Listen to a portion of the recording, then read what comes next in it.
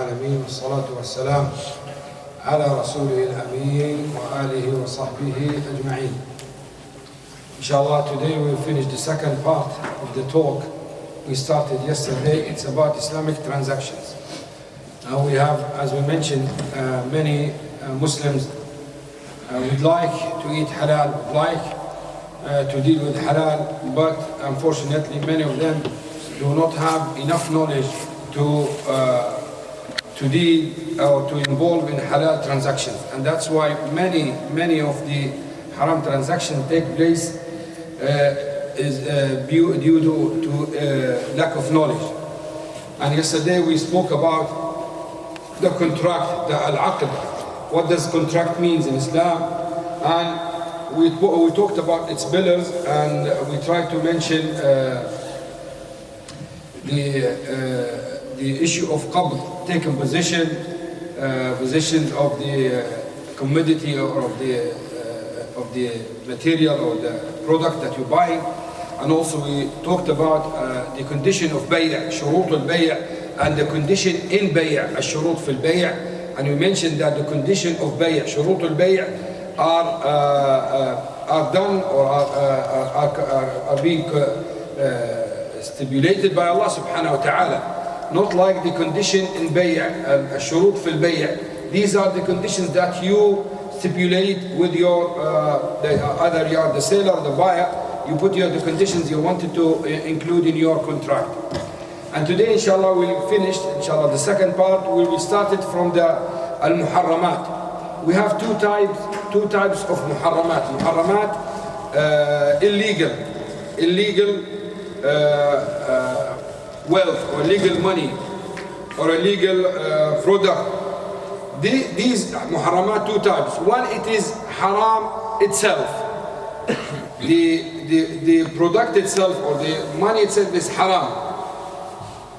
Now, for example, they call it muharram al-ayn, and these are mentioned in the hadith of the Prophet ﷺ.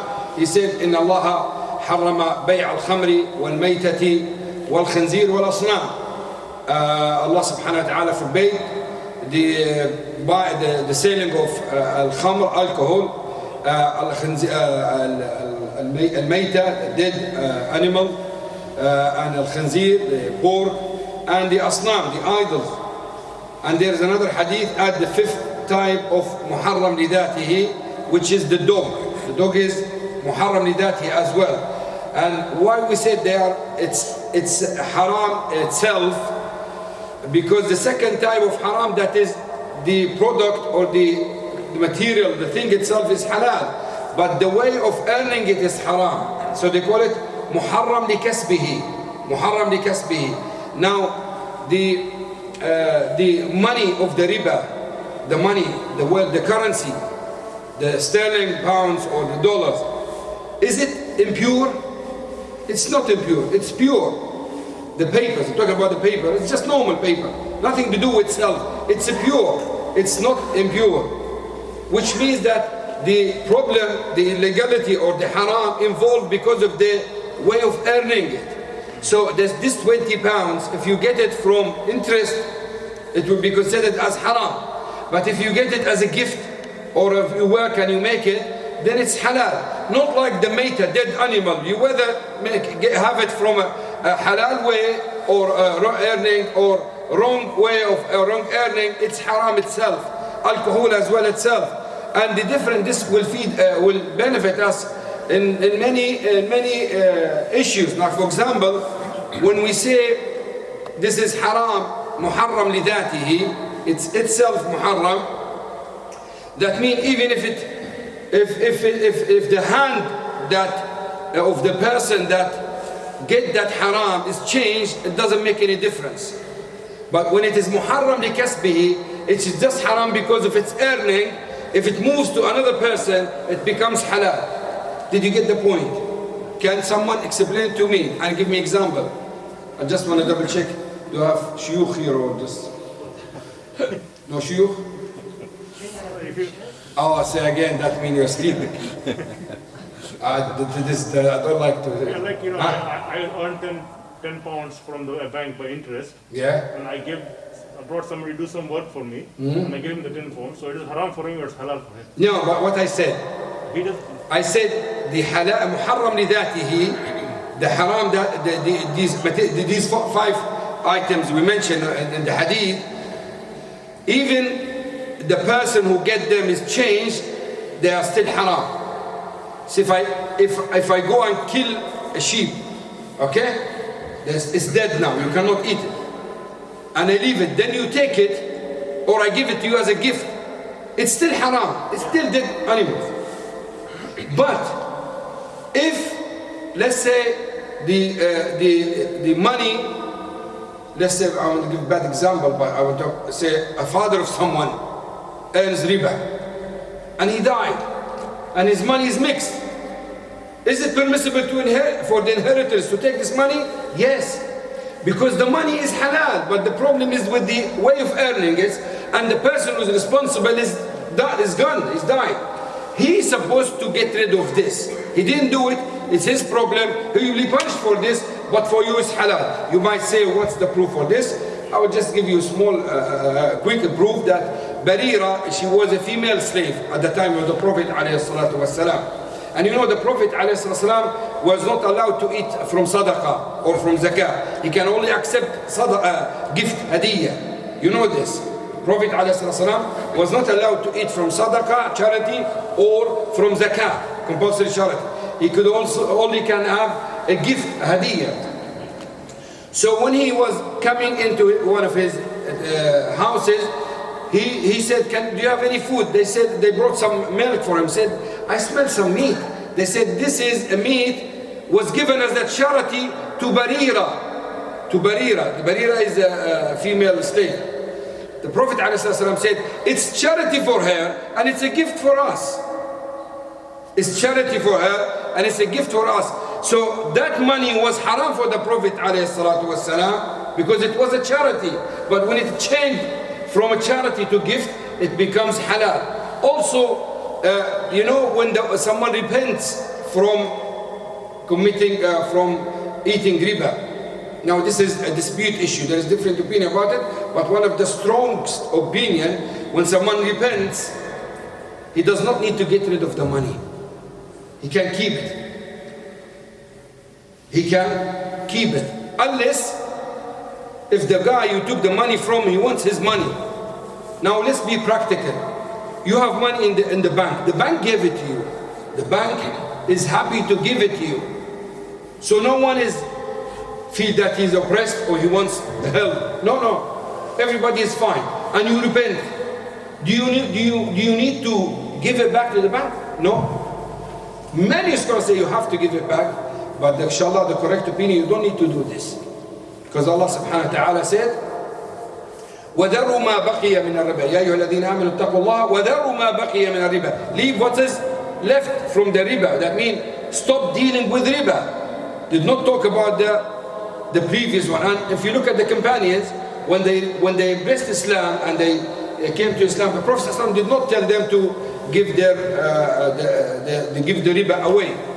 And as I said to you, there is different opinion about this point, but this is one of the strong opinion. And this encourages people, especially people who want to repent, or banks who want to change from a conventional to Islamic. It encourages them. Because if someone comes to you and he is a millionaire and his money, Ahmed, can you open the door for them, please?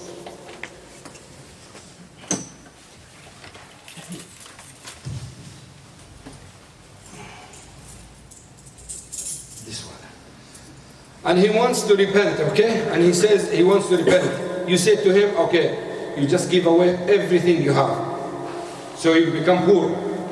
As soon as he repent to Allah, he'll become poor. He won't come, he won't repent. Like that guy who killed 99 and then he came and said, I want to repent, said, there's no repentance, so he killed them. So the way, you're blocking the way of the repentance in front of the people.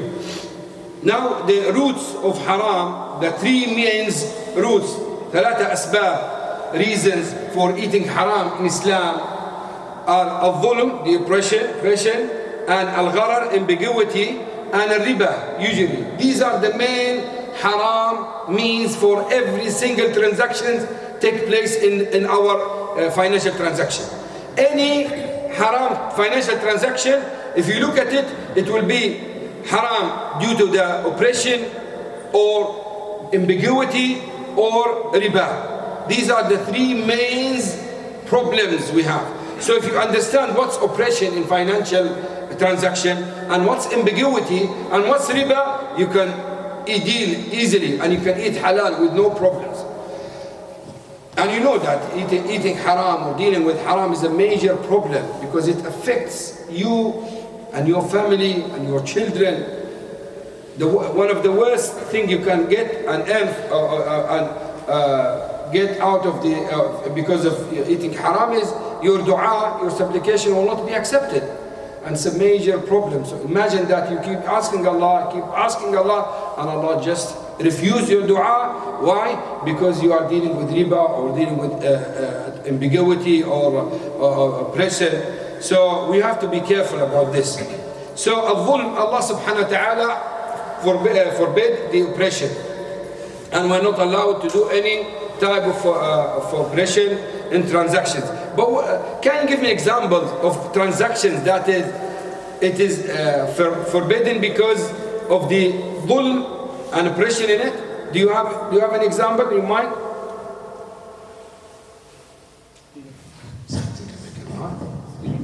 Stealing is not transaction. For example, you buy, let's say mortgage is riba. Yes, go ahead. Agree with someone that there's a bill between you, that, for example, he sells a phone to you, but then you don't pay that back, or you don't give him the money. You don't? Away with that. Well, that comes under stealing. Say again. I said, for example, you got a phone, yeah. There's a transaction between me and you, I'm going to sell this phone to you for a certain amount. Yeah. Of pound or whatever.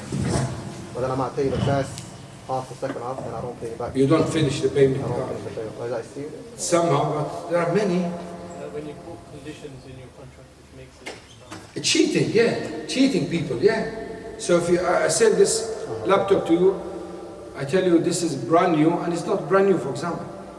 Or I tell you it's HP and it's fake, it's not HP, it's a Chinese laptop. So this is cheating, ghish, it's haram. Fake brands is haram, cheating.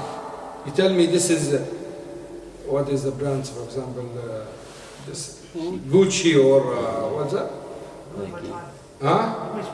Maybe I don't know what he said. The one he mentioned, and it's fake. It's not like this. So what is the ruling? It's haram.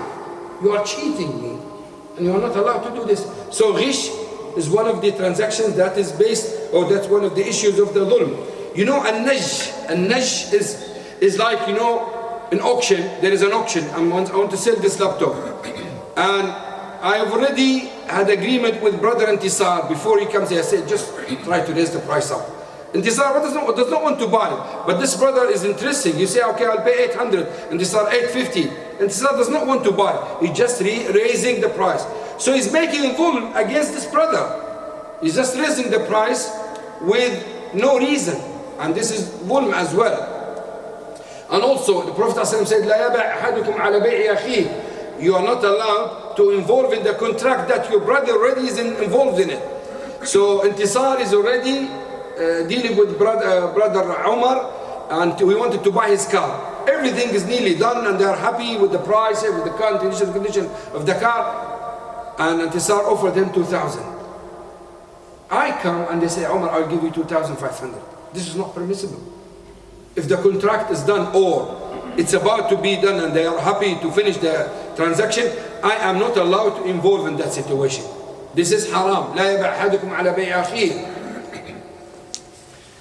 There are many type of dhulm transactions, and any transaction that has oppression on other people, it is not permissible.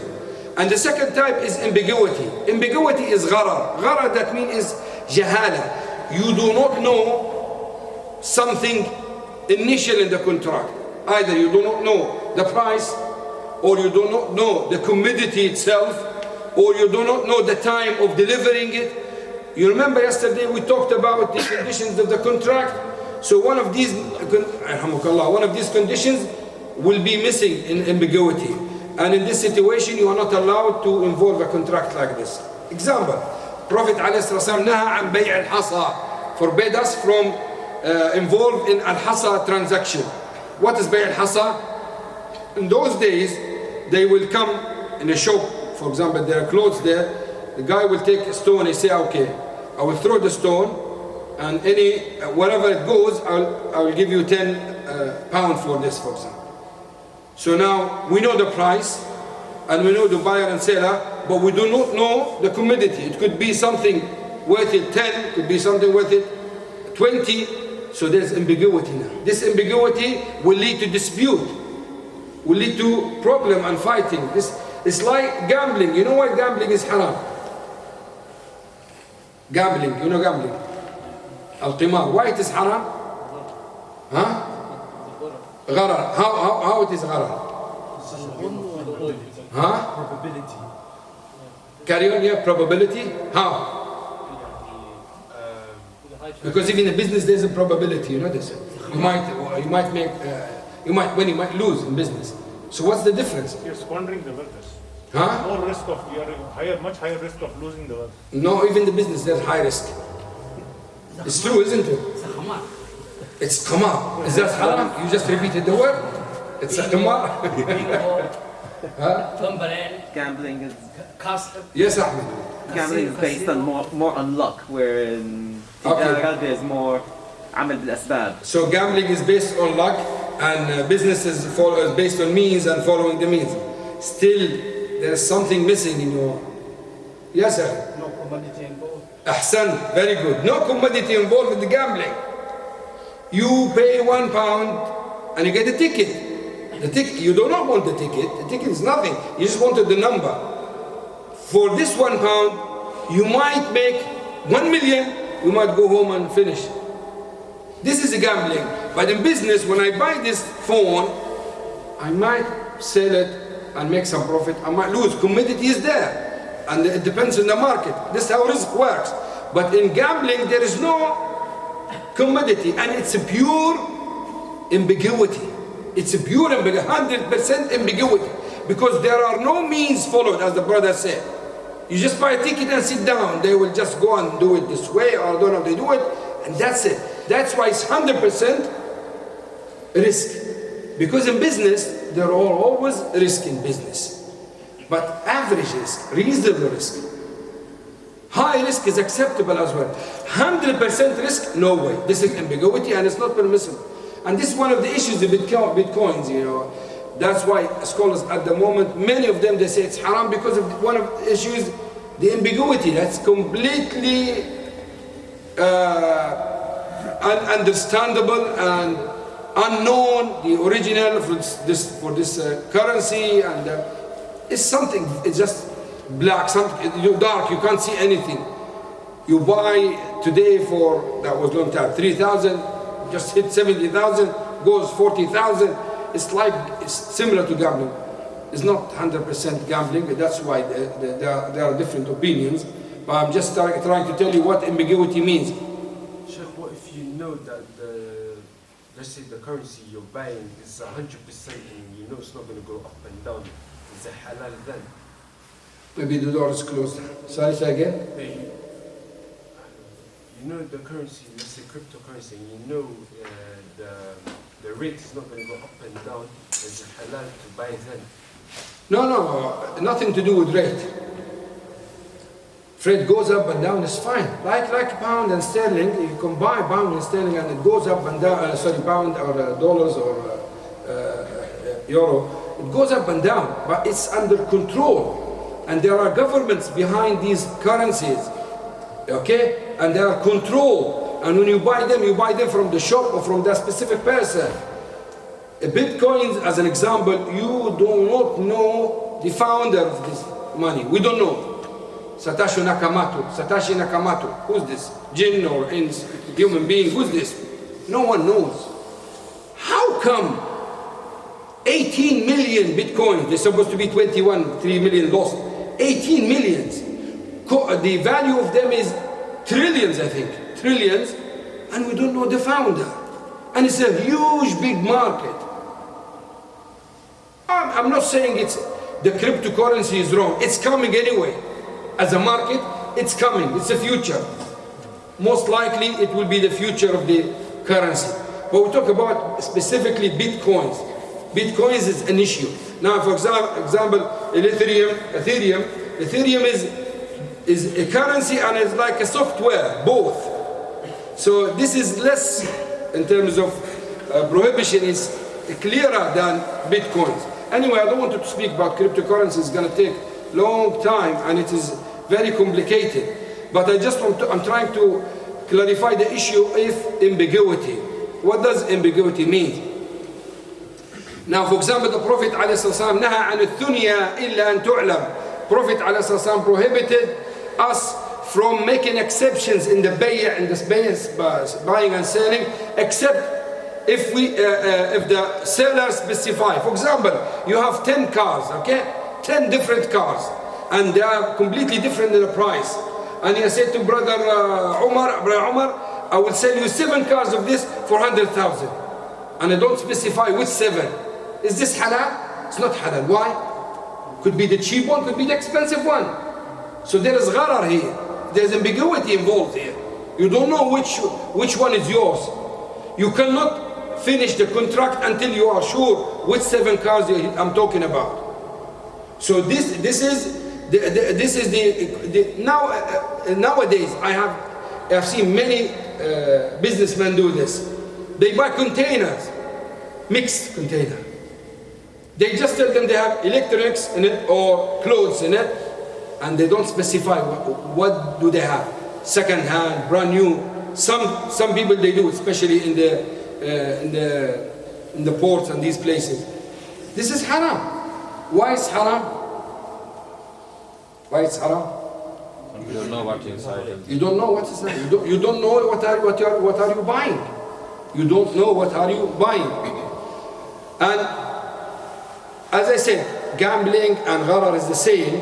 However, scholars call gambling in competitions and call gharar in buying and selling. And this is the main difference. Now, listen to this carefully. Riba is coming anyway, we'll talk about it later on. But which one is worse? Riba or gharar? Riba, there is no doubt about this. Riba is worse than gharar. Gharar is less than riba. Okay? Why do we need to mention this? Because scholars notice that in our Sharia, Allah and His Messenger allowed some transactions that involve ambiguity and did not allow transactions involve riba and nasi'a, the main type of riba we'll talk about later. Not riba al-fadl, riba al-nasi'a, the main one, because we have 2 types of riba. Riba al-nasi'a, riba al-fadl. Riba al-nasi'a is the main one, and riba al-fadl will lead to riba al-nasi'a, so it's prohibited as well to block the means to come to the riba al-nasi'a. So, now, you know watermelon. Is it permissible to sell and buy? Why are you buying the watermelon for? For the green part or for the inside? You want to eat the inside, isn't it? You don't see it. Some people say it looks clever, say, oh, it looks okay. But is it permissible to sell it, or do we have to cut it to see what is inside? If we say ambiguity is haram, small or big, it's haram then. But the Prophet ﷺ allowed to sell this. Why? Because there is a hardship, mashaqqa. And the ambiguity is not that much in this saying. So, in another word, ambiguity, when it is clear and huge in the contract, it's haram. When it's small, it's halal. When it's in the middle, there will be different opinions. That's why you will have some issues where scholars differ. Some of them they say this is ambiguity, some say not. Even insurance, conventional insurance, majority said it's haram because ambiguity is involved. How does ambiguity involve insurance? Can someone explain to me? Let's say car insurance. You might be paying the whole year. You have to. Yeah, you pay the whole year Yeah, but if you don't claim, what have you paid for? So you might be paying for 10 years and you get nothing. And you might pay for 1 month and you get 10,000. Is this correct? Is this insurance or not? Are you insured? That's it, yeah, that's it. It's like gambling, isn't it? Huh? No, I'm not talking about necessity. It's halal because necessity, that's another issue. Let's talk about is haram or halal, then we move to the second step. Can we do it or not? But just to talk about the contract, it's not permissible because it's like gambling now. You might pay 1,000 and you get 10,000. You might pay 10,000 and you get nothing. That's why the scholars say go for the cheapest one. And what third party, yeah, because it's haram. Just take what you need. Just take what you need to avoid the disobeying the law. That's it. Otherwise, you are not allowed to involve. But even though there are some scholars, they say this is halal. Why? Because they said the amount of ambiguity involved is not that large, which is wrong. But I'm telling you, the scholars differ in terms of ambiguity, and that's why you have, even Bitcoins, there are issues about ambiguity. Some of them, they say, some scholars say it's halal because the amount of ambiguity is not that large. Now, four conditions for ambiguity to nullify the contract. These are the four conditions, and these are important for you to understand. Number one, it must be huge, a lot of ambiguity in the contract. Like as we said, for example, yesterday we said we were in the sea, then we saw a shark. I say, I will sell it for you for £100. How come? It's in the sea. How can I provide it? This is ambiguity, isn't it? The chance of not delivering it is high. That's why this contract is not permissible. It's haram. And the insurance as well. The insurance, you pay money for unknown return. Second thing, the contract of ambiguity becomes haram when the ambiguity in the main contract, not in the subcontract. What's your name, Akhi? Faras. Let's say Faras is got a job, okay? He's got a good job offer, and in this offer his wages, let's say £4,000, and there is insurance included in the contract of the job. Or you as a doctor, you might have insurance included in your contract. You are not signing two different contracts. It's one contract for your salary contract, but the insurance is included. They call it subcontract. In this situation, the gharar is acceptable. Why? Because in the Sharia, when we look at the Sharia, we will find that Allah subhanahu wa ta'ala and His Messenger allowed such a contracts. I give you an example, and then we go to the proof, inshallah. If you have two cows, okay? One cow is just is not pregnant. The other one is pregnant. Okay? You are paying 1,000 for this cow, and you're paying 1,200 for this cow. Why you put 200 extra here? For the baby, okay? If someone says, I just want to buy the baby for 200, is it allowed? It's not allowed, because he's buying unknown. We don't know it's whether alive or dead. Is gonna survive and come out normal, or something happen? So there's ambiguity involved. But if he buys the whole cow for 1,200, although we put extra money, it's permissible, because he's not contracting on the baby. He's contracting the whole cow, and the baby is with the cow. And that's why in the Sharia, you know, at diyat, when someone kills someone by mistake, in Sharia there will be compensation. And the compensation, Allah subhanahu wa ta'ala differentiate in the value of the compensation by some compensation where that you have to give just normal camels, and the other one you have to give camels that is pregnant. She camel and pregnant. So, which means that when it's pregnant, it's higher in value and Islamically considered. Is Islamically considered. Practically, let's go practically, as we said, your job, you got a contract and you have insurance in your job. It's permissible. When you hire a car, and you have insurance with the car. In this situation, akhi, you don't need to go for the lowest. You can go for the comprehensive. Why? Because it's permissible. You are not contracting on the insurance.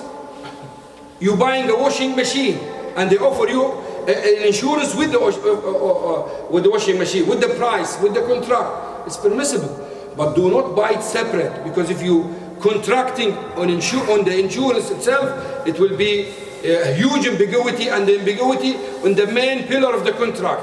But if the insurance is subcontract, then it's permissible. Also, when there is need, haja, ambiguity becomes allowed. How did we claim this? The Prophet ﷺ allowed as-salam. What is salam? We mentioned salam yesterday. Pay in advance. Huh? Pay now. You pay in advance now and you get the commodity after a period, 1 month, 6 months. There is a chance that he will not be able to provide and deliver the commodity. And this is ambiguity. The Prophet ﷺ allowed it because they needed this. If he did not allow it, the farmers will struggle. The farmers will struggle. And as I said, selling the watermelon, if we say you have to cut it, otherwise you will not allowed to sell it, we are making it difficult. Because I might cut it and he does not buy it. Then what will happen to my goods? It will go. So that's why Islam allowed it. Now, in your situation as a doctor or any doctors here, in this country, for example, if a doctor makes mistake, he might lose everything, isn't it? So if the punishment is huge, it is mashaqqa. There is need. He can go for insurance, even for just contract for insurance directly is not subcontract. So when there is a haja, there is a need, real need, and it's considered need, ambiguity will be allowed, because ambiguity is less than riba. Shara, Allah subhanahu wa ta'ala and His Messenger allowed it in many contracts. And the fourth one, this is an opinion of Malikiyya, and this is the correct, against the Jumhur's, the most of the scholars' opinion.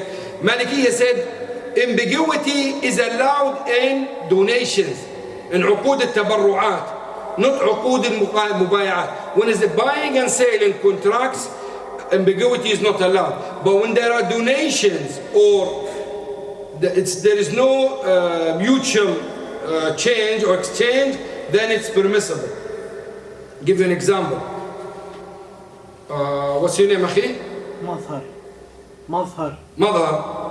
If I say mother, I will sell you what is in my pocket here. Or let's say I have a phone in my pocket. I will sell it to you for 1,000 pounds. This is not allowed. Why? Because the commodity is unknown. So ambiguity, isn't it? If I say to you, mother, I will give you this phone as a gift, you will say, no, it's not allowed because I have to know. No, it's a gift. You like it or throw it in the dustbin. There's no problem. So ambiguity is allowed in this situation. You go to your wife, you say, listen, I have a gift for you in my pocket. Whether it's a gold ring or 1,000 pounds or anything, it's fine. She does not need to know. You might say, is the gift contract? Yes, it is contract. They call it uqud al-tabarru'at. It's contract. Let's move to, and that's why when you give it, you cannot take it back. Unless if it's the father does that, he can take it back from his son. But then you give me gift, I take it, you are not allowed to take it back. Let's move to another aqd. Aqd al-ju'ala. What is ju'ala? I'm sitting here, I say, brothers, I lost my phone. Whoever finds it, I will give him 50 pounds. You are listening, you went and start searching. Just one of you find it and come back to me and give it to me. I give you 50 pounds. Another brother say, oh, come on, you wasted our time. I did not force you. You didn't sign anything with me. I made it compulsory on me to pay 50 pounds. You were free to choose or to leave. So it's a combined from one, it's a binding from one side, not from both sides. So I was binded to give 50 pounds, you were free to search or to leave. So they call it aqd al-ju'ala. You know those big companies search for oil and digging in the desert or in the sea. This is how they deal with the countries. They come and after they make their study, they say, okay, we take this area and we will search for oil. If we find, we'll take 2%. If they find, they take 2%. If they don't find, they pack up and they go home, finish. They call it ju'ala. So it's from one side. Is there an ambiguity here involved? Yes, there is ambiguity, because you might find it, you might not. But because there is no bind, you are not binded to do this, ambiguity is permissible. It's permissible. So they call it aqd al-tabarru'at. This is the conclusion of al-gharar. Yes.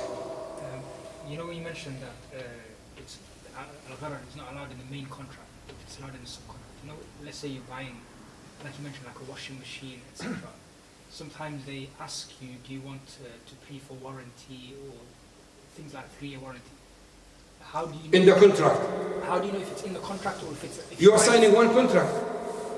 Okay. Because usually what they do, they will make it extra. Yeah, they'll add like maybe... Yeah, they say, but you are still signing one contract.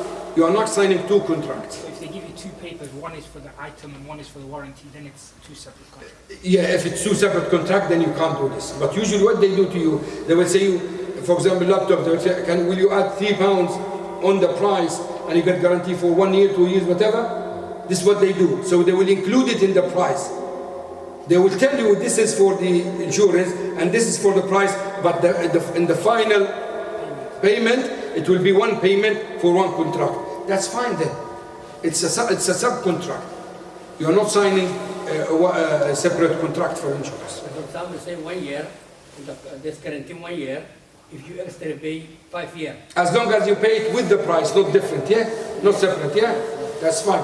Because, for example, in this example, they will, after 1 month, if you don't take it, they will contact you again. Do you want to take this? Okay, so no, it's done now. Yeah. It's finished. If you sign the contract, it's finished. If you are involved again, then you are either you're starting a new contract or you are buying insurance separate. Okay. الربا. نعم تفضل. With regards to the brother, the insurance itself, for example, let's say what a lot of the companies do is when they get a phone, they say that if you take, for example, insurance with the phone, and if it breaks or whatever, we'll fix it. You don't have to. But whereas if you don't, you only get warranty only. So that's fine. So you can normally take it through that. Yeah. If it's included with the phone, yeah, take it. And you pay it one time, one card. That's fine. That's fine. Allah prohibited gharar because it leads to al-baghdad. إنما الخمر والميسر والأنصاب والأزلام رجس من عمل الشيطان فاجتنبوه لعلكم تفلحون إنما يريد الشيطان أن يوقع بينكم العداوة والبغضاء في الخمر والميسر ويصدكم عن ذكر الله. So the main wisdom behind prohibiting the gambling that it leads to dispute, problems between the Muslims, fighting. So Allah wants you to be brothers, love each other. When it becomes more difficult for you to prohibit the gharar and become it in that situation than leading to dispute, Allah allowed it. We are not saying it's pure and nice. We're saying it's halal. When we say it's halal, we're not saying it's preferable. So if you involve a contract like this with insurance, we're not saying it's preferable, but it's halal. Because you need this. You need this. And it might be difficult for you not to take it. That's what this is what you have to understand, the wisdom behind it. Not like riba. Now riba, brothers, you excuse me, I'm trying to summarize it as short as possible because it's a diploma actually. I'm just summarizing for you, and I just want you, as I said, to understand what is Islamic transactions, what are financial Islamic transactions, so at least you have an idea, and if you write some notes, it will guide you through your business or to your daily life transactions. So riba is the worst type of haram, of means haram in Islamic financial transactions, and it's prohibited in the Quran and in the Sunnah, and it's agreed upon generally. Quran, Allah subhanahu wa ta'ala said, وَحَلَّ اللَّهُ الْبَيْعَ وَحَرَّمَ الرِّبَا. Actually, some scholars said riba prohibited even in the other religions. Allah subhanahu wa ta'ala said, وَأَخْذِهِمُ الرِّبَا وَقَدْ نُهُوا عَنْهُ, about Bani Israel. And Allah subhanahu wa ta'ala did not, Allah punished him because they used to take riba, and Allah forbade it for them. So it's forbidden because it's dhulm. It's dhulm. It's oppression. There is no doubt about this. And the Prophet ﷺ cursed The one who eats riba, the one who feeds riba. Who's worse, eats or feeds? Huh? Huh? Why you just, whoa, I don't know what you say. Just say it loudly.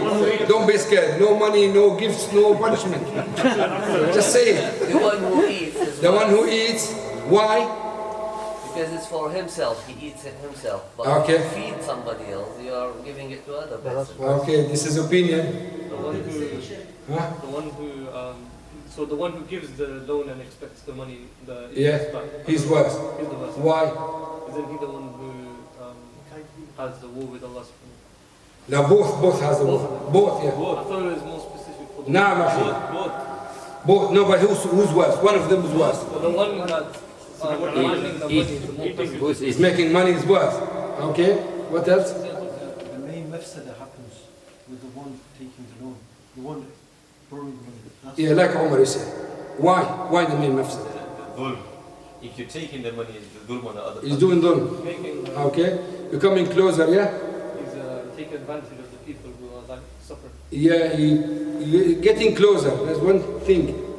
Do you expect? Okay, let's put it this way. Which one of them you think he might need to take the riba, and the other one he never needs to take the riba? There will be no. You can't imagine there is a necessity for one of them to take riba. Which one? The one who takes the gives. The one who gives the loan. The borrower. You don't expect the borrower will be a necessity where he has to give the money and take riba back, isn't it? But the one who eats riba, he might involve a necessity where he has to go for a riba contract to get the money. Did you get the point? For example, in some situations, it becomes allowed for you to take riba, to take a loan with riba, because you are a necessity. But it's never allowed for you to give loan to make profit as a riba. You get the point? So that's why the one who eats it less in this situation, in this scenario, than the one who borrows, who gives it. Because usually, as the brothers mentioned, the one who borrows, the one who gives, always is a zalim, he's a oppressor. He always just wants to make money, accumulate money, and take advantage of the poor people. Okay. Riba, we have two types. One is, they call it riba ad-diyun. What's diyun? Debt. Loans. And the other one is riba al-buyu', transactions. Riba and transaction. The first one, riba ad-diyun, the diyun is the main riba that is haram at the time of the Prophet ﷺ, and it's mentioned in the Quran. Riba al-buyu', the second type, is they call it, it came in the Sunnah, not in the Quran. Riba ad-diyun, try to memorize the term, Arabic term, because I'll keep repeating, okay? Riba ad-diyun, that riba is created through a qard, loan. Riba al-buyu', riba that is created through transactions, okay? We will explain it, but I just want you to understand diyun and buyu'. Riba diyun, when someone comes to you and gives you 1,000 pounds and he tells you you have to bring it back 1,100. This is riba ad-diyun, and it's a pure riba. Someone gives you one car or one camel, and you have to bring back 2 camels. He's not selling it now, he's just giving it as a loan. So this is riba al-qard. The other time, I give you 1,000 pounds, brother Intisar, but you have to bring it back 6 months. If you can't, after 6 months, it will become 1,100. Is this correct? This is riba, and this is pure riba. Both transactions, they were the main transactions at the time of Jahiliyyah, at the time of Abu Jahl and Abu Lahab, at the time of ignorant people, before the Prophet ﷺ. And they are the main transactions in the banks now, the banks of Jahiliyyah, same thing. So riba al-qard, the first one, when I give you 1,000 pounds and I tell you to bring it back 1,100, what is this in the conventional banks? The mortgage. Mortgage. You take 100,000, you bring it back 110. It's like this. So this is riba.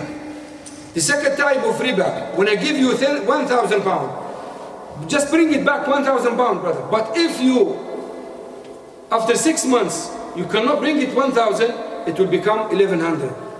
What is this in the conventional banks? Credit card. Exactly, credit card. You take the money, 55 days, 60 days, you bring it interest free. If you exceed the period, you have to. They took the idea from Abu Jahl. Exactly. Exactly.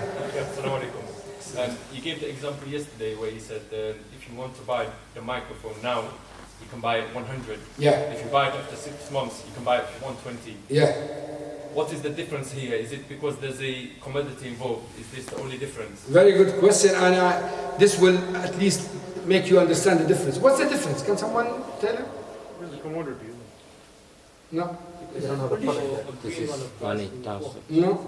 هذا البيع بالتقسيط والبيع الآجل. وهذا? هذا ما في. There's no products here. What is this? Money is not It's only money. There's no. No, but what do we call this? قرض. Ahsan, that's it, you know. This is, we talk diyun, this is loan. We talk about loan, don't talk about transactions, okay? I told you, just remember, diyun and biyur. We're coming to the one you're talking about. Now we're talking about loans. We're not talking about transactions, selling and buying, no. So when there is loan involved, Islamically, loan is from uqud al-irfaq. What does it mean? Allah allowed the loan to make it easy for the needy people, not to make it difficult for them, not to use them. The greedy people, they move to riba. Why? Because they want to use the poor people. Now, who usually asks for the loan? The normal people. The one who's in need. So if he's in need, Islamically you're supposed to help him or leave him alone. Not squeeze him, give him money and start milking him, taking money, and you're sitting because you have money and he's poor, he has to pay you every month for no reason, for no job, for no service, just because you have money. This is Islamically no. We told you before that in Islam, you want to make profit, you have to involve in the risk.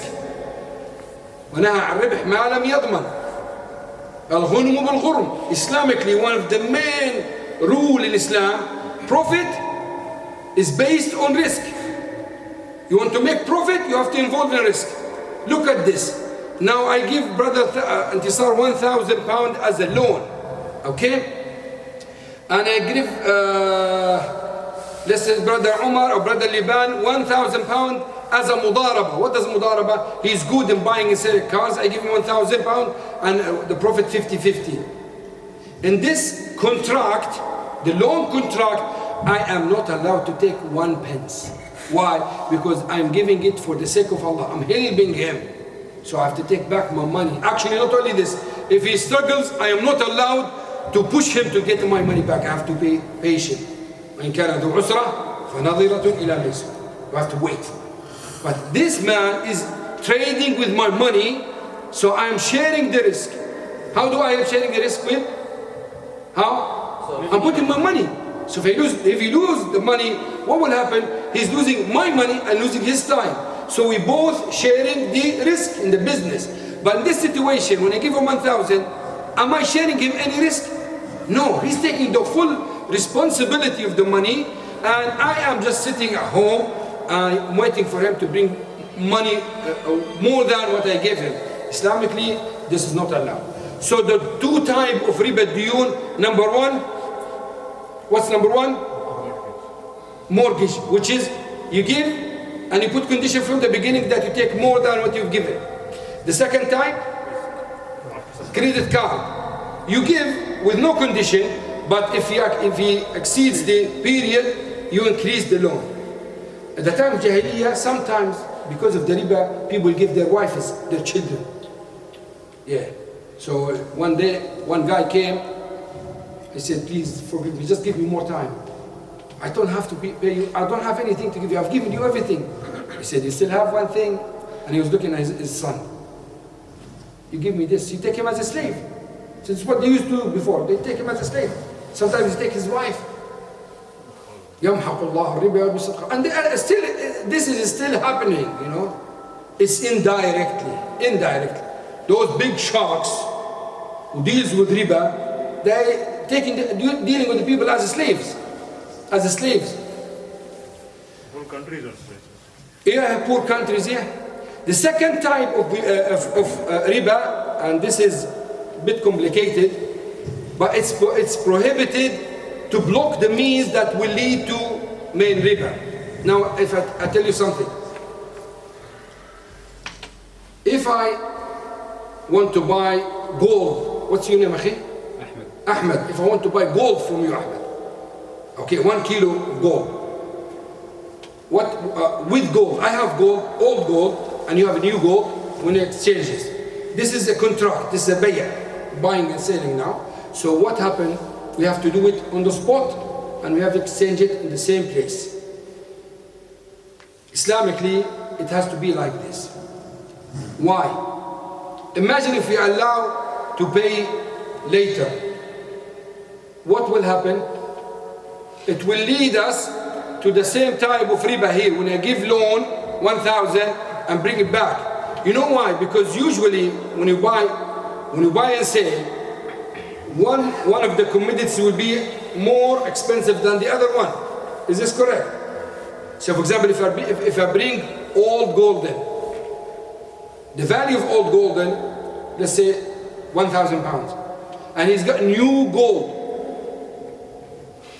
The value of the new gold, 1,100. Islamically, if you want to exchange it, forget about the value. It has to be same weight and the same time.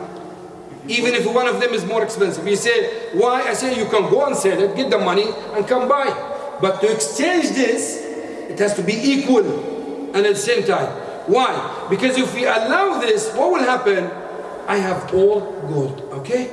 And he has got new gold. So we exchange it and I'll tell him, you can pay me later. You can pay me later. He will like it. Why?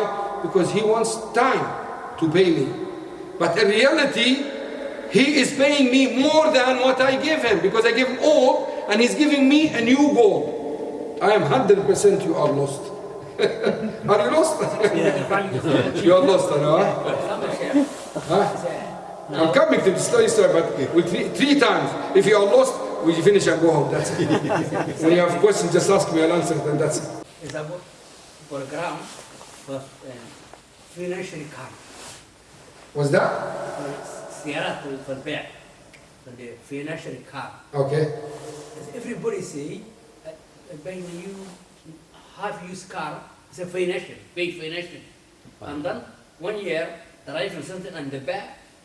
It depends on the contract. Some contracts are okay, some of them are not okay. But this is not this type of this is another issue. It's not a riba issue. And we need to discuss it. If you both agree, then it's okay.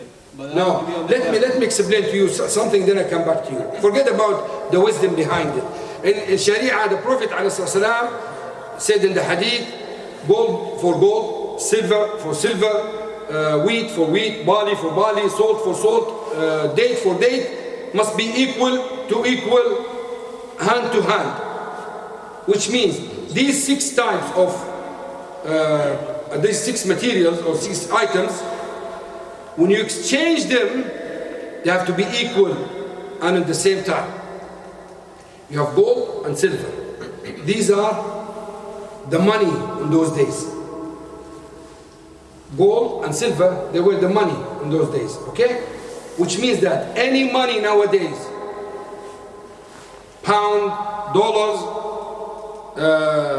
euro, whatever, will take the rule of gold and silver. Even bitcoins, cryptocurrencies, anything has value in it, its value in it is money. You give me a few minutes just to finish this. You're asking about something like? I think I've got an example that can help. Yeah, go ahead. When the new £5 notes came out, somebody sold a £5 note for £6 on eBay. So Why? they sold 5 Oh, okay. It was new. Same money. Yes, £5. They sold for £6. Yeah, this is haram. This is riba. This is riba and al-fadl. So, now, uncle, if, as the brother said, you have £5 notes, the new one, and I'm happy, I would like to see it, I'll pay £6 for it. This is riba. Riba al-fadl. Why? Because pound to pound must be equal. If I pay you $6 for £5, it's fine. Why? Because it's different type. Different type. We have gold and silver. This is money, okay? If you are selling gold for gold, two conditions. Must be equal to each other. The weight is the same, or the number is the same, and it must be hand to hand. 1 kilo of gold for 1 kilo of gold. Whether it's new, old, doesn't matter. What does it mean by on the spot? Same place. You can't give me 1 kilo now, go home, pay me tomorrow. No. Same time. You get the point? Okay. Same with silver to silver. 1 kilo silver, 1 kilo silver for 1 kilo silver. At the same time, on the spot. You have to do it at the same time. Yes? Because nowadays they mint coins, and when they mint the coins, they have a greater value. For example, 1 ounce of silver could be £15, but when it's minted, it's £30. And what is it? Is it from gold or from... If it's a 1 ounce of silver could be £30 as a coin, Okay. or £15 as a lump. But we cannot buy them. If I have 1 ounce of silver as a lump, let's say 2 lumps cost £30, but 1 coin that's minted is £30.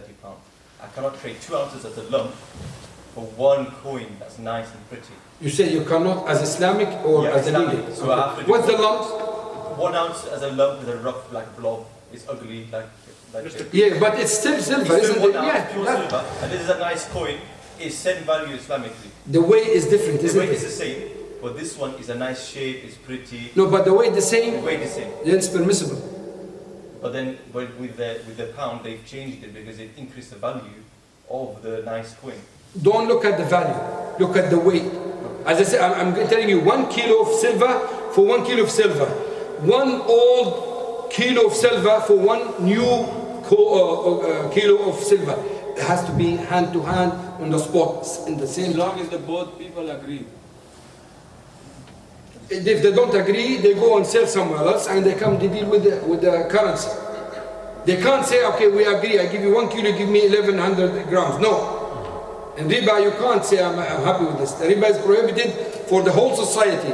You might be happy to do some type of transaction, especially between sisters. For example, they have, one has ring, the other one has necklace. They say, okay, let's exchange it. You can't exchange it like this. The weight is different. It has to be the same, or you sell it, get the money, and buy the silver, and buy the. Let me finish this. When you get the full idea, then Bismillah, start asking.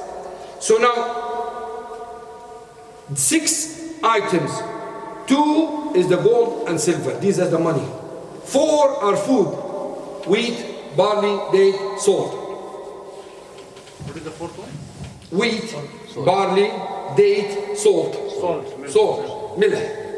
4. So, any money will go under the section of gold and silver.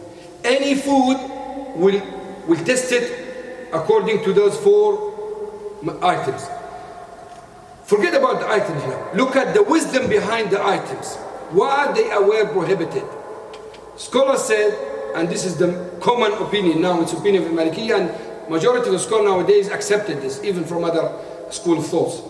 They said because they yuqtat wa yuddakhar. These 4 types, they were the main food in those days, and they can be kept and reserved for a long time, which means they were essentials for the people in those days.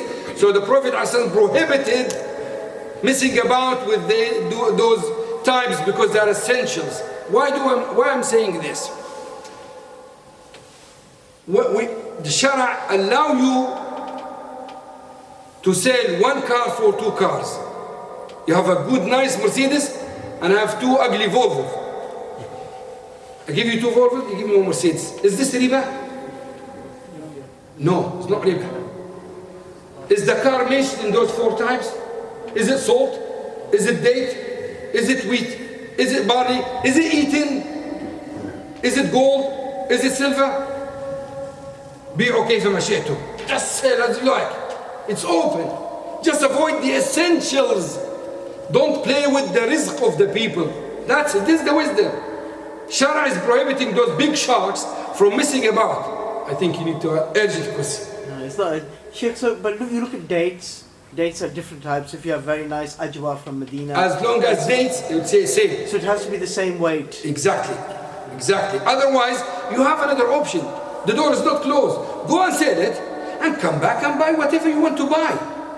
And does it make any difference in the market? It does. Now let's say I have a date shop, okay? You have date, you are a farmer, you brought date from your farm. And I have ajwa, you have whatever, sukkari, whatever, okay? Instead of exchange it like this, the Shara told you to go and sell it to brother Reuben and involve Reuben in the, now third party in the market benefited from this date and give you the money and you come and you buy from me. There's a circle, a real business took place in the market. Not like the first one, date for date and that's it. It's squeezing the business. The other one, the business is circling in the market and people are benefiting. Alright, the wisdom, you know, even non-Muslim, when we explain to them, especially those economists and those clever people in economy, when we explain to them, wallahi, they are just say, subhanallah, they like it. They like the idea. They were not Muslim. The funny thing, you know, that is there Christina, what's her name? With white hair. This old woman in France. She used to be in the Ministry of Finance in France. She's in the charge of Aimen? Yeah, Christina something. Yeah. I don't know the name. Anyway, she's French anyway. So Dr. Ali Karadaghi, he was telling her about this Islam, and she was happy. Then she asked him a silly question. Wallahi. She said, "Okay, if we implement this, murabaha, mudaraba, are we becoming Muslim?" Wallahi, she said, ask this question. She was scared about Islam. He said, okay, we in our countries, people are practicing secularism. Are we Christian? Al-Mania is playing in our countries. So are we become secular or are we Christian? No. I told you yesterday, transactions is for everybody. You can deal with Hindu, with Muslim, with Christian, with Jews. You have to deal the same way. You have to respect the market's rules. There is no dhulm involved. When it comes to your ibadah, worship between you and Allah, no, this is something between you and Allah. No one should involve it. Anyway, let me go back. So those 4 types, dates, barley, wheat, and salt. We said the wisdom behind them is that they were essentials. People eat them. It's essentials for the body of the people, okay? And they reserve them and save them and keep them in stores for a long time. Can you give me an example of food which is not mentioned here and it's essential in some countries, like here for example? Rice, very easy to say this, rice. So rice is not mentioned in the hadith, but it is ribawi product. What about meat? It is ribawi product. It's important, essential, isn't it? It's not stored. It's not stored, yeah. So I'm saying any food that can be stored and it's essential, it doesn't matter it's mentioned in this hadith or not, because it takes the same ruling. And any item that has value in itself, it will be like gold or silver, whether it is online like cryptocurrencies or real money or whatever. Even checkbook can take the ruling of the riba. If you write a check and you give it some £1,000, you give it someone and you get 1,100 cash, it's riba. The check is money. So as long as it has the value of the gold or silver, or it's sameen, valuable, it's valuable, that means it is prohibited. So we divided 2 types now. Here we have the money section. Here we have the food section. Anything will come under the money, will take the same ruling of money. And anything under the section of food will take the same ruling of food. Now the question is, when you sell gold for gold, what's the conditions? Same place, same so place. they call it tamathul وتقابل. Must be the same, equal, and hand to hand. Gold for silver, now it's the same section but different type. So it has to be hand to hand, but there is no need for equality. So you can have 1 kilo of gold for 10 kilo of silver. 1,000 pounds for $1,300. It's fine. $1,000 for $1,000. You can't for 11 or 900. So same section, but two different types. You have only one condition, which is hand to hand. Same item, hand to hand, and equal. Move to the food. Same item, date for date, as the brother mentioned, ajwa for sukkari. What are the conditions? 2, hand to hand and equal. Same section but different items. You're buying date for salt.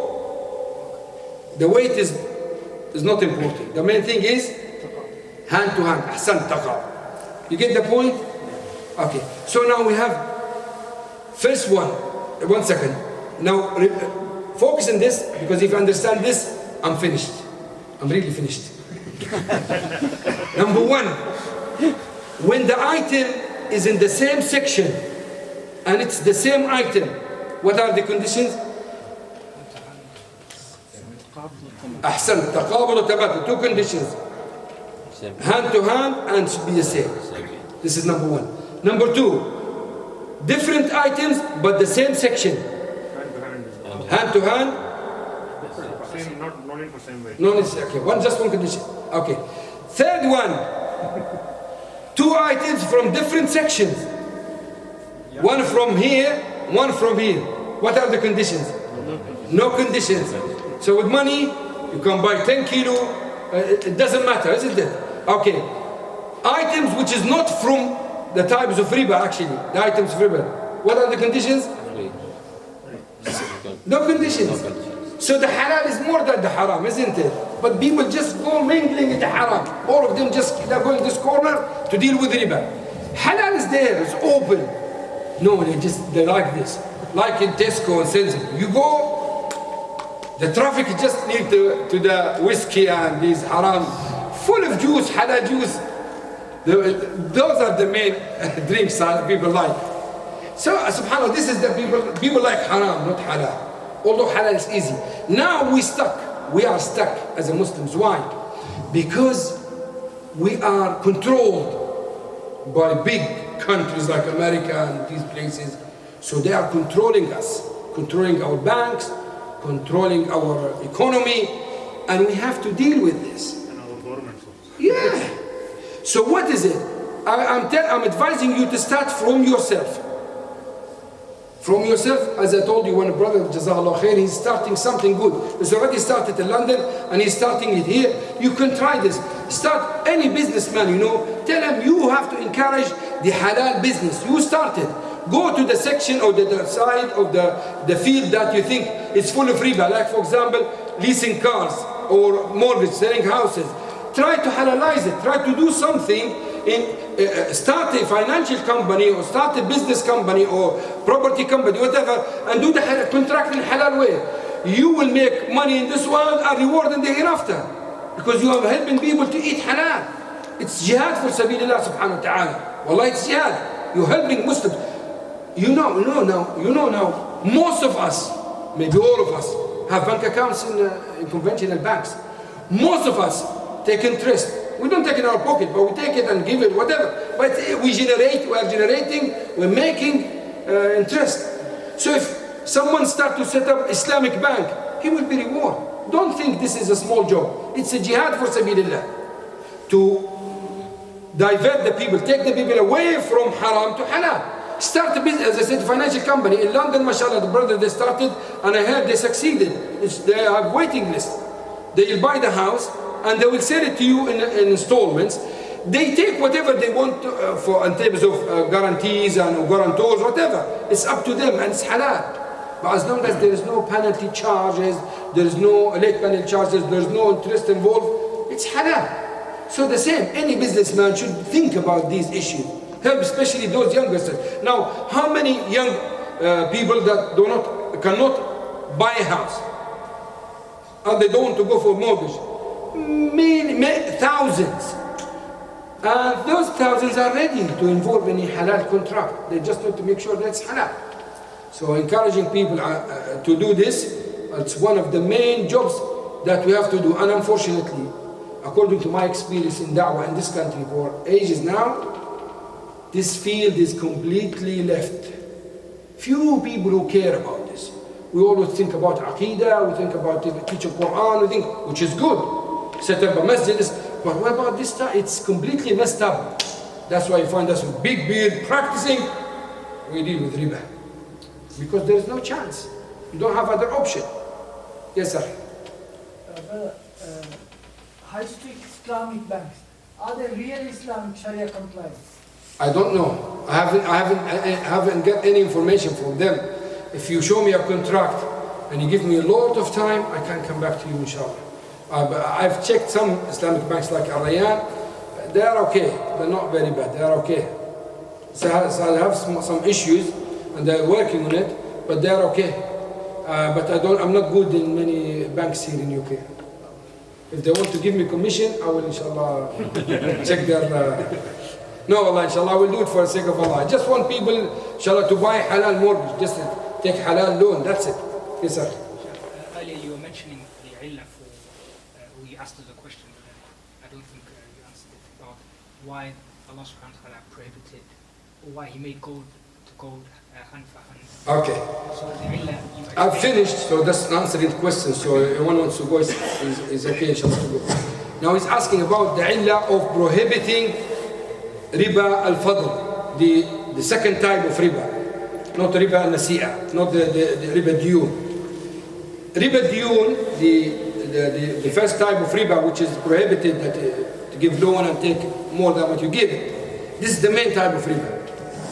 The Shara prohibited this, and prohibited which can lead to this.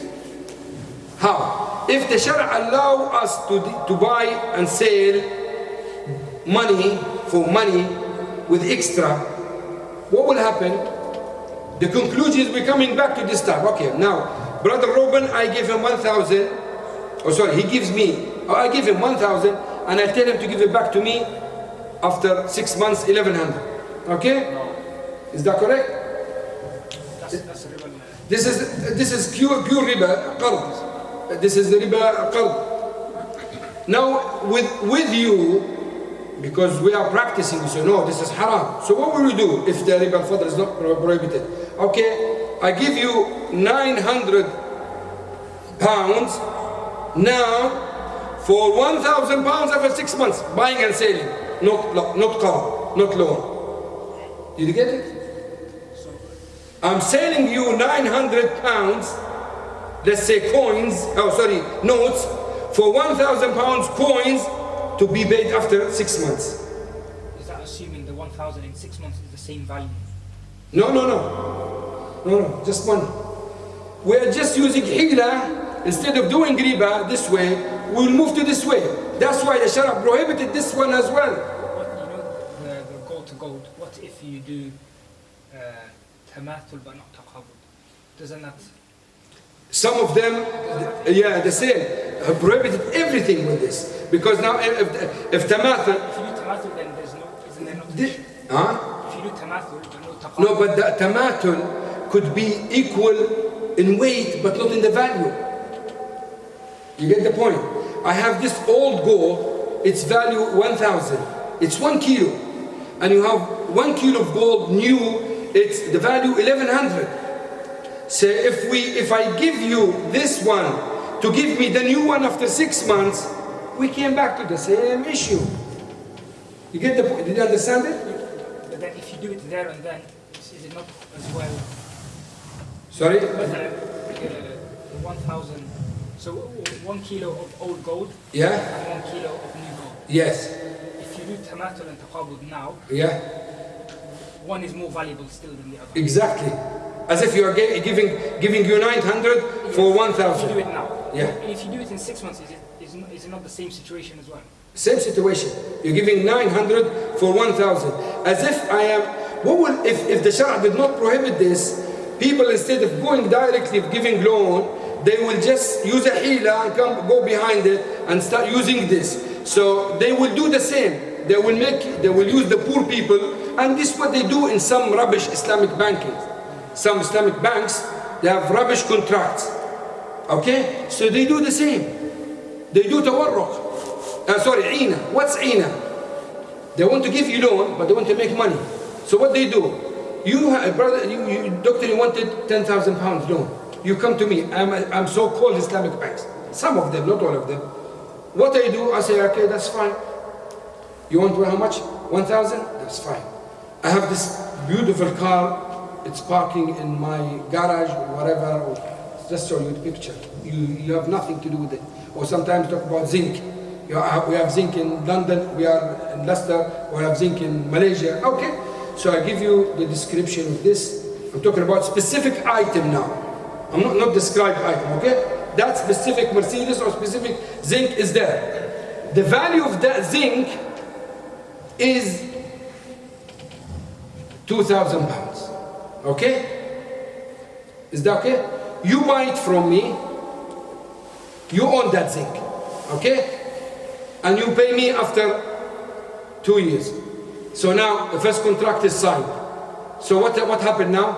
You have so-called zinc, which you never see it and you don't know about it, and you will never touch it. And you owe me now 2,000 pounds. Okay? At the same time, you will sign a contract of agency with me. I will sell this this zinc on your behalf for 1,800, and I give you 1,800 cash. Now. So what happened now? I give him 1,800, and he will give me 2,000. It's riba. They claim there is a commodity involved, and there is nothing. If you ask for this commodity, they will not give it to you. But if they give it to you, then it's halal. Another type of riba, which is the people use, and that's why I told you riba nasi'a is muharram.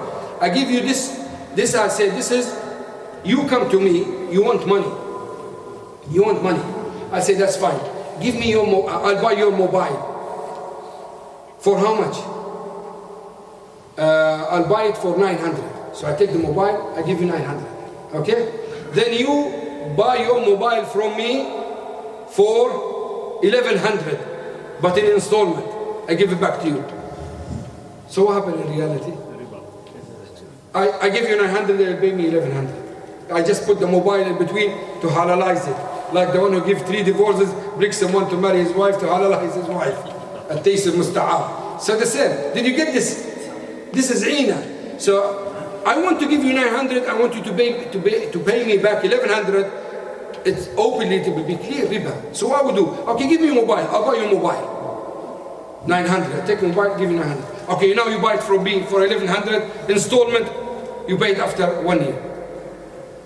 Are we cheating Allah subhanahu wa ta'ala, or deceiving Allah? Just put the mobile here, make it clear. 900 for 1,100, directed to Jahannam, and that's it, easy. As simple as this. Why are you confusing us with you and wasting our time? Yes, sir.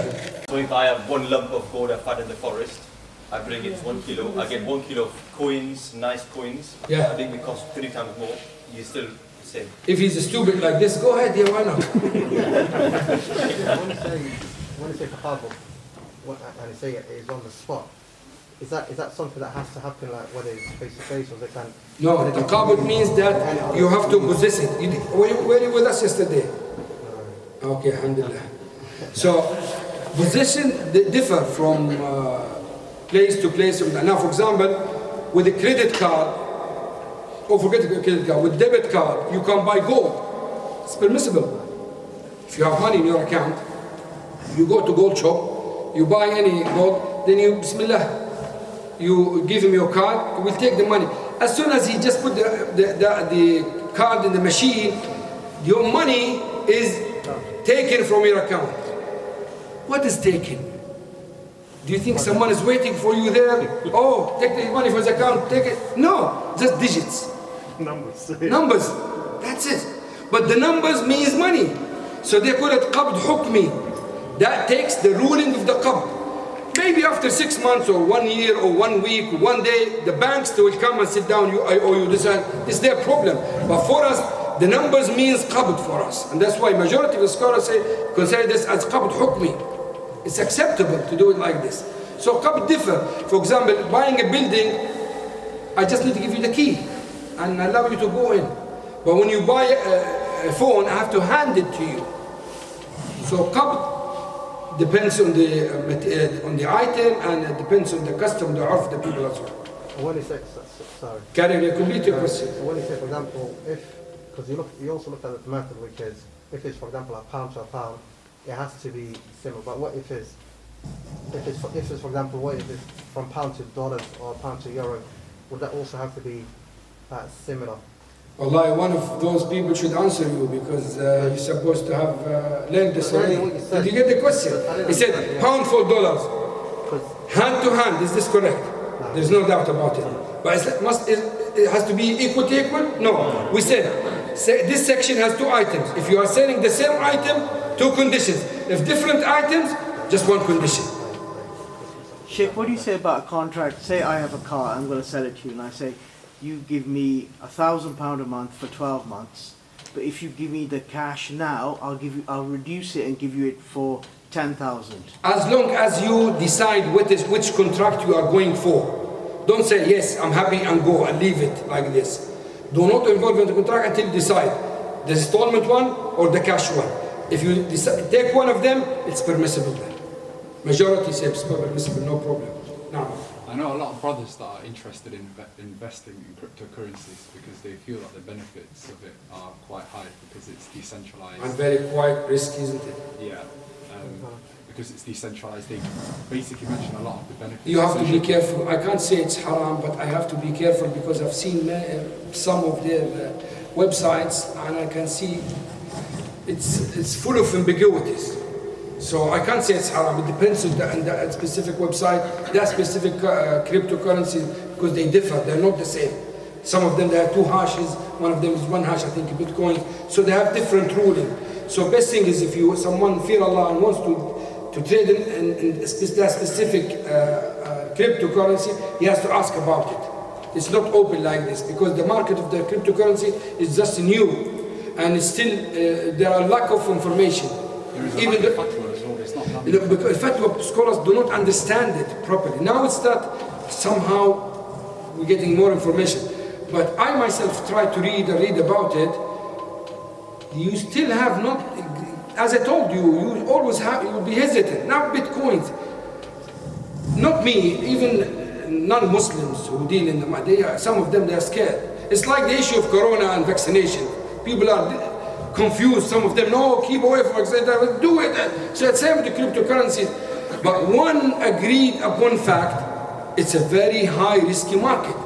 Bitcoin from 6 cents, I think, to $70,000, go back to 60 now, I think 39 2 days ago, goes up and down. So and the problem is, it is the market, especially before, now it's getting better. Before it's a market of money laundering, market of criminals, drug dealers, because peer-to-peer, nobody knows about it. And no government behind this. Now I'm telling you, now they're slowly moving towards accepting it. And I think there are some cash machines where you can withdraw some money by Bitcoin. So it's improving.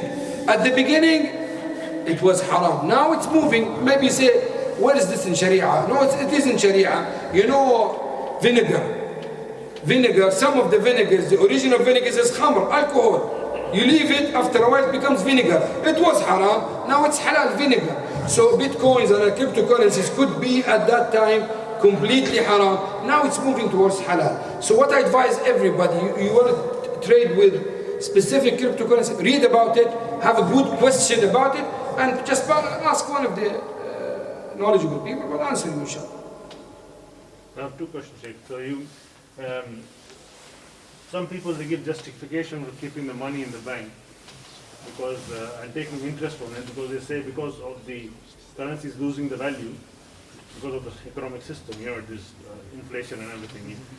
So they just give this justification. Yeah. My second question is, you mentioned that if somebody earned money by riba and then they die and their family, they inherit, it's halal for them. So is this even if they are aware that they earn their father or mother, whoever, earned the money by riba? If it's mixed, yes. So it is halal for them. Yeah, they get it in halal way, but if they want to be good to the father, they have to give it, they have to guess and give it as a sadaqah, just to, Allah might forgive him, their father for this sadaqah. But the first one, yes, some people say this, okay? But what do the scholars say? What do you say? Yeah, there is an argument about this. Now we can't say no, it's a clear cut.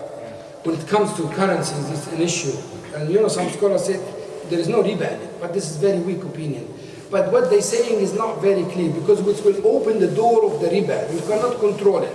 If you just follow the inflation, you get what you have. I mean, you get your money and buy property with this instead of leaving it there. But it's an argument for some scholars, and I heard about it. But these issues, the problem, you know, Nixon shock in 1970, when he came out, he said, before the money has support, it must have equivalent of it, yeah, gold or silver or oil.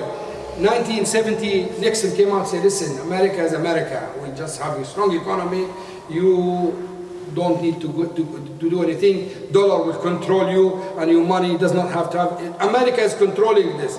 So since then, the issue of even zakah and riba is a little bit shocked with this Nixon shock. Yes, Dr. Usama. Two questions. The first question about the Masraf Rayan Bank. So for renting, not renting, I mean for qard. So they say you can have, for example, you buy a house, they buy a house for you, and you give them, for example, 50% of the value of the house, and then you pay them rent for the half of the house. Yeah. Okay. They call it diminishing musharaka. Yes. But in that case, you don't own the house yet, yeah? You own half of it. You own half. Yeah. And then they said, if you want, for example, if you change your mind, you don't like this house after you already live there, and then they said you can sell the house and have another one. So is there a bit of ambiguity? No, now forget about what they tell you. If you have a partner, forget about Riyad. You have a partner with you, and he's with you. You bought a house. Me and you. Forget about the rent, just to simplify it, okay? You and me, we bought a house. I have my own house. So he said, can I rent it? I said, why not? Say, let's say the rent is 1,000. How much you need to pay me? 500. 500 is yours, okay? So you are a tenant and owner at the same time, isn't it? So far, so good. We are like this. After 1 year, you said to me, I just want to come out of this. I want to sell this and buy another house. I said, go ahead, you sell it. I'm not going to do anything. From the beginning, I told you, I am a busy man. You have to look after this business. We are doing it together, but you have to look after it. If there is any change in your mind, you have to sell it and give me my share, 50%, and take yours and buy another house. If you want to sell this and we move to another house together, I don't mind. It's up to you. You can sell the whole house.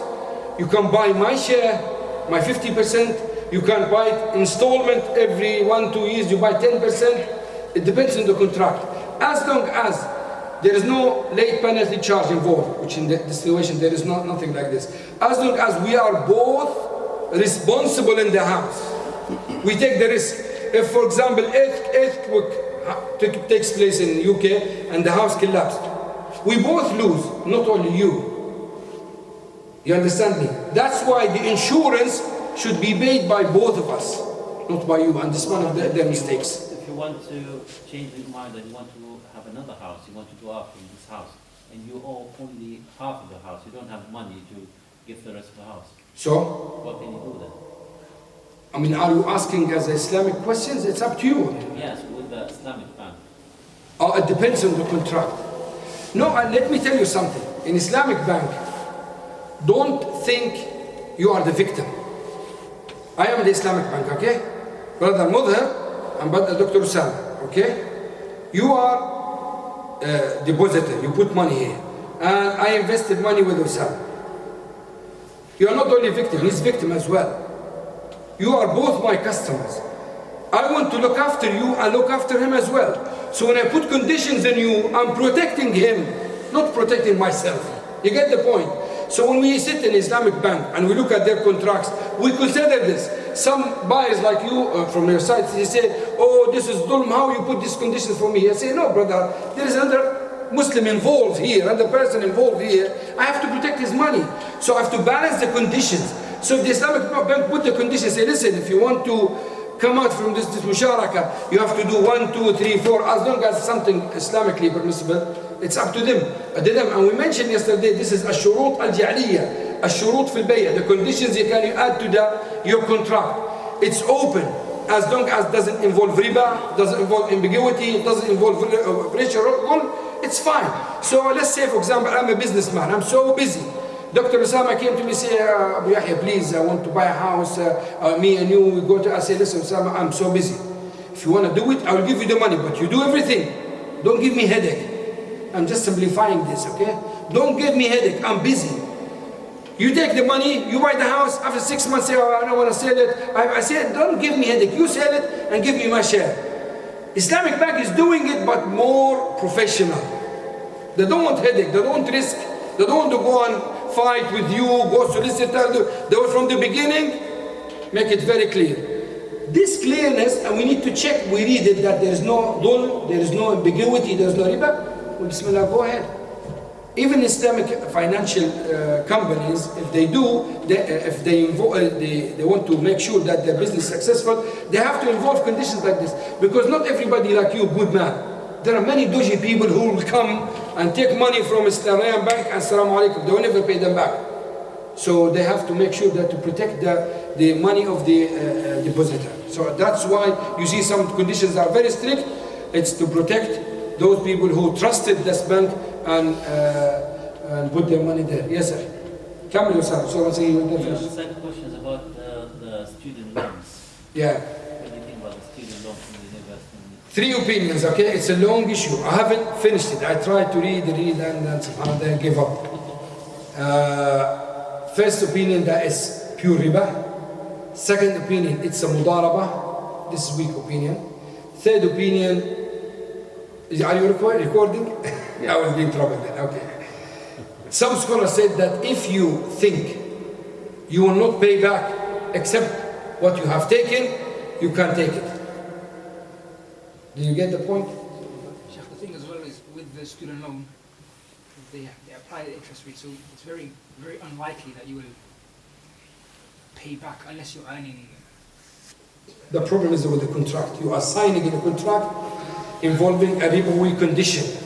You're not allowed to do this, but because of the necessity, because of the haja, general haja, al-haja al-amma, we said it's allowed. But if you, some scholars said if you know that you will avoid in future, as they said, many people will not pay it, practically they will not be able to pay it anyway, then in that situation you can take it. Let them finish it, let's see when I'm finished. Is it that you will not be able to pay any of it, or that you will not be able to pay? No, you have to pay back what you have taken. Yeah. Let's say they give you 50,000 and the interest is 10,000. You pay the 50,000 according to this opinion. Haytham Haddad said it's allowed because of this. Huh? Shaykh Haytham Haddad said it's mudaraba, but to be honest with you, it looks is not very strong opinion, and his explanation wasn't very clear. I listened to what he said, I tried, but it doesn't look correct what he said. Yes, I do respect his opinion, but it doesn't look correct. He said it's mudaraba, the government is investing in you, but it doesn't look nice. It's closer to the loan. The problem is not a typical loan. It's not a typical loan. It's the government give you money with conditions. If you meet these conditions, you have to pay back with the interest. If you don't meet them, then there is no. That's why it makes people differ in terms of whether it's a loan or it's just a mudaraba. It's really complicated, and that's why the Shaykh Aimen and other scholars disagree with those who claim that it's a qard ribawi. But to be honest with you, according to my knowledge, it's closer to the qard ribawi than a mudaraba. You pay the money back, so if you take back 50,000, you pay back, you don't get any interest, you don't pay any interest? No. The scholar said if you can, because I told you there are conditions, you will pay back when you exceed, I think, 21,000? something like this, the specific amount. If you take less than this, you don't pay back anything because the government wanted to help you. And you have about 35 years or 25 years. If you don't make it, then you're out of it. So if you, some scholars say, if you know that you will be controlled, you will not involve in interest, or even if you start paying back until you reach 50,000 what you get, and that's it, then it's permissible, they say. Yes, Akhi, tafadhal. I got a question, but I was going to follow on from that and ask, like, if you decided to take the maximum possible amount just so that the threshold is so high, because regardless of how much you take, you're always going to pay that same 9% every year. Yeah. So if you maximize it, you'll be paying it throughout your whole life, but you'll never hit the riba amount. So would that be like a safer option? This is what they say. Those scholars, they say, if you can manage it like this, like for example, then you can do it. I don't somebody might not like, someone's a sister, maybe she might not, like she'll work for a period of time, and then she might not need to work because her husband Get married, yeah. Yeah, for example, yeah. So, and she'll never pay that riba amount, but she did get in that contract just so she could get a degree. And We should as a Muslim have a takaful company just to cover this part. We can do it, but we still need more active people that involve the community to look after these issues. And we all as a Muslim should do this. And actually we should talk to the government about this. We stand up and say, listen, we are Muslim, we can give you another issue. We can give you, instead of interest, we give you guarantors or guarantee that we pay the money back. Or we do it in mudaraba, pure mudaraba. When we start working, we pay you back. There are some ways doing it, but the problem we have very low voice. Now, so for the question, so before you, I was a bit confused because you said that for gharar, it's okay. So it's not permissible if, for example, if I'm buying a phone, I can't buy the phone and then later buy the insurance, like separately. But then, well, if I understand correctly, if I buy the phone and whilst buying the phone, they say you can add, let's say, £5 extra every month for the 12 months, and you will get Apple Care, let's say. So in that 12 months, you'll get your whatever insurance. That's permissible. Yeah. But then what if, like, for example, I'm not sure exactly how all insurance works, but let's say the insurance involves riba, because... No, does not involve riba. Because you're not paying money, and then they're going to pay money for that to get fixed. Involve ambiguity. Some scholars say it involves riba, but it's not correct. It's correct, it involves ambiguity. It's like gambling. You pay, keep paying, and you might get money back, you might get something in return, you might don't get anything. So, you know, let's have two types of insurance, okay? I am buying insurance from Brother Mudar to cover my phone for £100 a month. The ambiguity is clear. Why? Because the contract is based on ambiguity. I am paying £100 and I don't know what I'll get in return. I'm buying from Liban a phone. The phone is £1,000. Sorry, let's say £5,000, and I'm paying extra £100 for the insurance. So the same amount, okay? Now, the amount I'm paying here, the main factor, the main topic, subject in the contract is the phone. So the other one is subcontract. So the ambiguity in a small part in the contract, which means even the dispute will not be that huge because the main benefit is there, is the phone. But here, the main benefit is ambiguity. That's why we have large ambiguity here, we have small ambiguity here, it's allowed here, it's not allowed here. Did you get it? But then, with like gharar, would that be a major sin or would that It's a major sin, it's haram. Nah, عن بيع الغرر. لكن it depends, as I said to you, it might be okay in some situations, it might be haram in other situations, it varies. Sometimes it's not a major, it's a small mistake, it depends. Like gambling is, Allah made it clearly haram in the Quran. Well, if one can avoid that, going into the insurance, you should avoid it all the time. Sorry? Is it preferred to avoid? No, if it's halal, that's fine. They're using subcontract. Subcontract. Yeah, it's permissible. They dealt with it in the time of Prophet ﷺ, so why not? You can take it, especially if you marry. The problem, you know, issue of avoiding, this is something completely up to you. You will have black and white in your life, halal and haram. This area, the gray area, what you avoid or leave, it depends on your ability. Some people can avoid no problem, because strong iman, tough, it doesn't care. Other people weak, they will just avoid what is black or haram and will take it white. Other people, they will just want half of. So it depends. They call it siyasa shar'iyya. You have to control yourself according to your ability.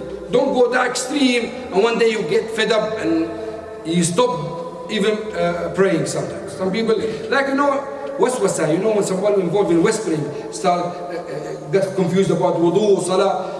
You know what the shaitan wants to do with him? Takes him extreme until he give up. And that's what I've seen with my eyes. Some people have waswasa and their wudu and confused in their Quran. They left the salah.